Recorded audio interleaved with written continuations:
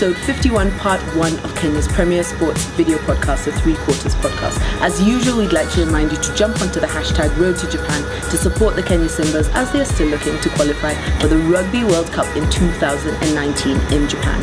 I'm Jemima Duffield. And I'm Nashi, official noisemaker. So we start off with match day 3. Yes. Our feature game was KCB versus Blakblad at the Den. Yeah.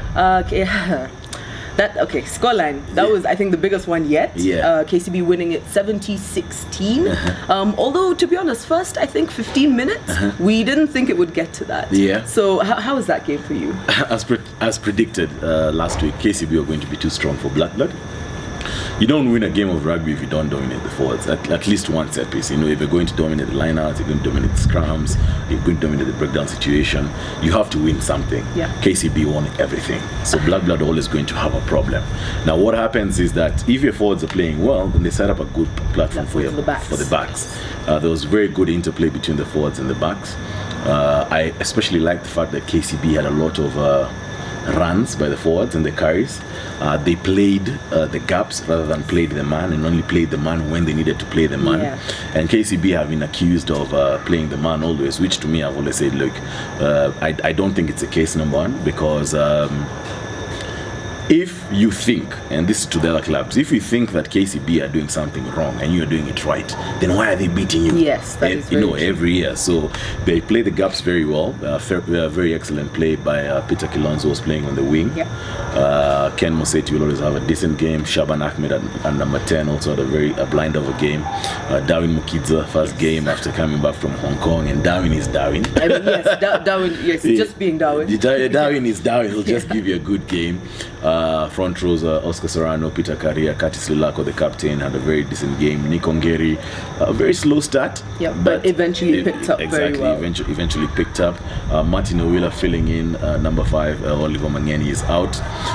He also had a decent game. And then the back rows, KCB back rows will always be good.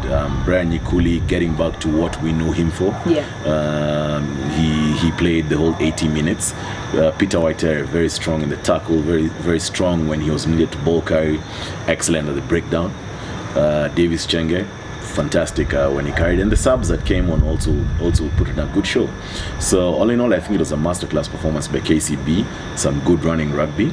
We must commend them for that, and it was very entertaining in the passes and the breaks. And for a one-way game, it was very entertaining. Yes, and the big hits. Nelson Nyandat hit from Blakblad. Yes, I remember. So that. It was a very good game, complete. I think close to complete performance by KCB, and we can only expect them to get better. I mean, this was just match day 3. You can expect them to get better as the season progresses. Blakblad in the first 15 minutes, as you said, they were able to register some points. At some point, they were ahead, but save for the people we always talk about at Blakblad, save for Brian Waihinya, save for Levi Amunga, yes. I didn't feel like the rest of the people matched up to KCB. I think it was more of fear when they came up against. Which does happen. It does happen, yes, when they came up against KCB. Yeah. But Blood have a couple of things, and Michael Otieno, Tank, the coach, have quite a bit of work to do. So does Curtis Olago, head coach of KCB. But all in all, for match day 3, I think it was a very good showing by KCB. Yep. Yeah. Although I think just taking you back a little bit, when you talk about KCB forwards playing the gap rather than the man, I think that's very commendable in the sense that they were definitely bigger. I mean, forwards and backs, but the forwards were definitely bigger, and they could have gone through the they could have gone through, but they chose to, because it takes so much energy for you to be taken down and get back up and then form it's and that's where, guys, we need to get. I mean, in Kenya rugby, it's not all about this bang bang. I mean, you'll hit and then what? You have a good section for highlights, but then nothing else. You didn't get the result. You maybe lost the ball in contact. You maybe lost the ball at the breakdown. I mean, the most important thing, and goes back to when former South Africa captain was around, Jean de Villiers. He had a coaching clinic with Mondays, and he was telling them the most important thing about the game of rugby is the ball. So the ball needs to keep moving until you get to the try box. If it's down, if it's let it go down when you need to go down. Yes, when you need to go down. So they did that very well on the day. Especially, I remember there's a move like Davis Chenge hit a gap. He was sandwiched by 2 tackles, and the way he offloaded, there was an offload from Nelson Yandat, but the guy who was supporting him could not. I can't remember. He was not aware. Oscar Storano made a couple of breaks, and he had some good support play. Curtis Lilak, I always say, plays the gap. So it's good to see forwards actually playing the gap, and that's how rugby is going. You only hit when you need to hit. Yeah, which means they understand the game. They understand that the game is evolving, and they are changing with it. Yes. Which, I mean, that's very good. Which is good. Very good. Yeah. Yeah. So we had our other fixtures. We had the other results. Source number 1, Kenya Harlequins hammering. I knew you'd start with that. Hammering Mwamba 48-16.